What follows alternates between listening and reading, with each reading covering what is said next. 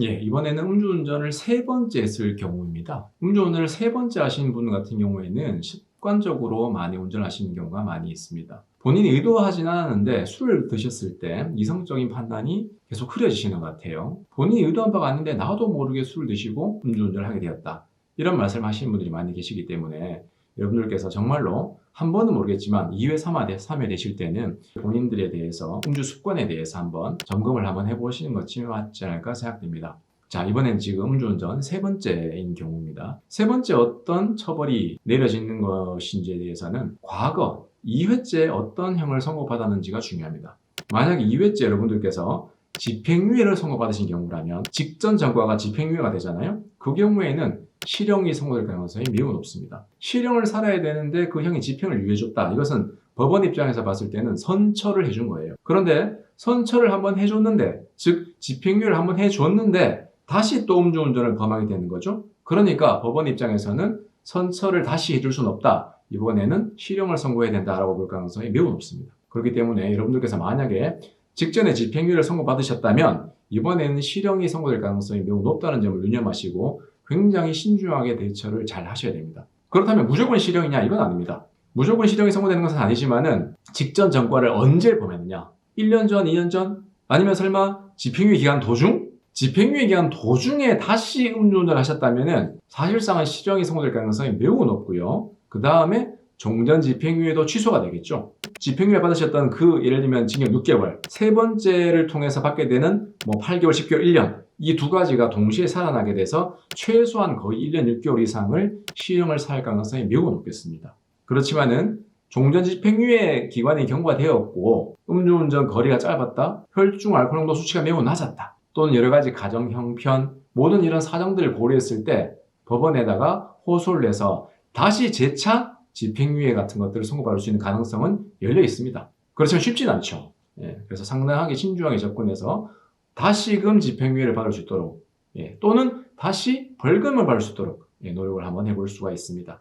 직전 전과가 집행유예 전과가 아니라 벌금형이라면 이번에는 집행유예가 선고될 가능성이 높습니다. 그렇지만 예외적으로 상황이 안 좋다면은 실형이 선고될 가능성이 있습니다. 그렇지만 대체적으로는 집행유예 선고되는 경우가 더 많기 때문에 여러 가지 사정들을 아까 말씀드렸던 것처럼 음주운전 거리 수치, 하게 된 경위, 내 가정 형편들 이런 것들을 다 이야기해서 최대한 경하게 가급적이면은 이번에도 벌금을 맞으면 좋겠지만 안 되면 집행유예가 나올 수 있도록 절대 실형은 나오지 않도록 최선을 다해서 노력해야 됩니다.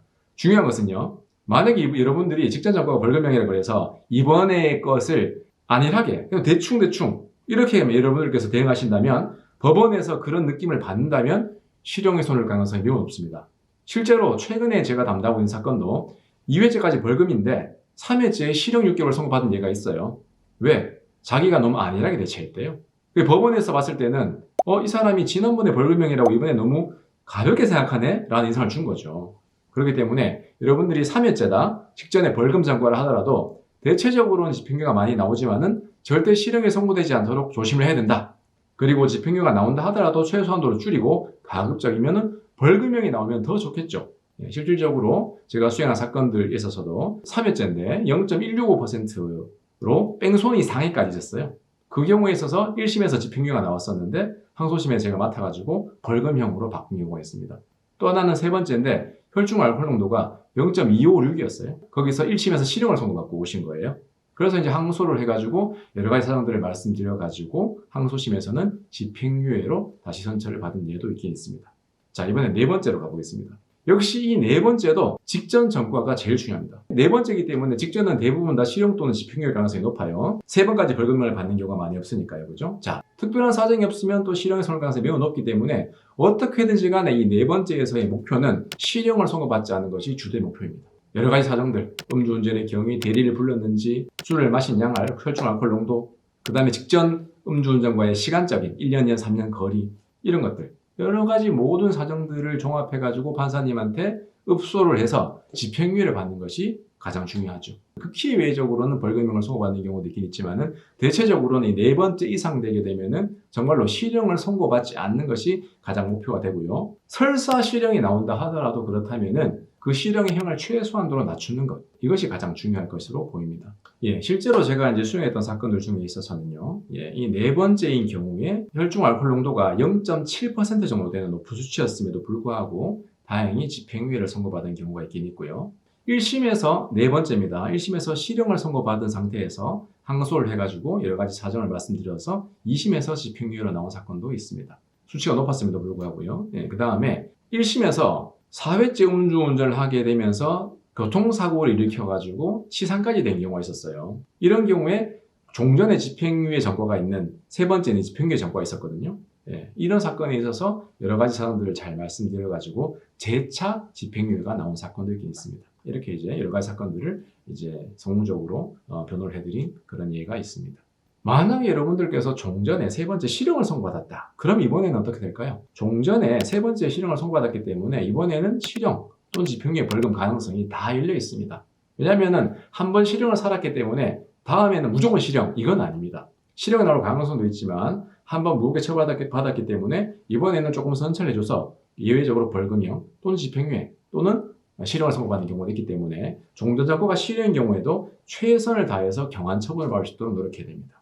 그리고 또 한 가지 또 말씀드리자면 3회든 4회든 여러분들이 지금 집행유예 기간 중에 다시 음주운전을 범하셨잖아요. 이때 정말로 대응을 잘 하셔야 됩니다. 이때는 반드시 첫 번째 뭐냐? 집행유예 기간을 도과시켜야 돼요.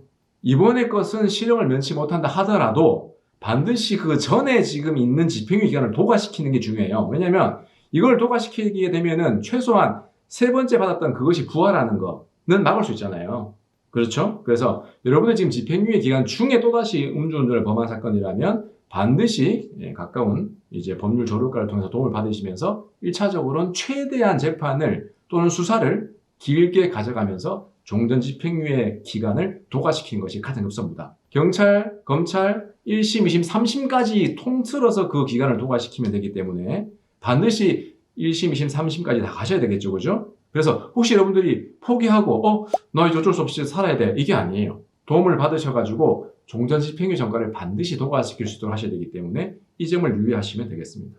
오늘은 집행유예 횟수별에 따라가지고 여러분들께서 어떤 대처를 해야 되는지 말씀드렸고요. 또 다음 시간에는 또 다른 유익한 내용으로 말씀을 드릴 수 있도록 하겠습니다. 고맙습니다.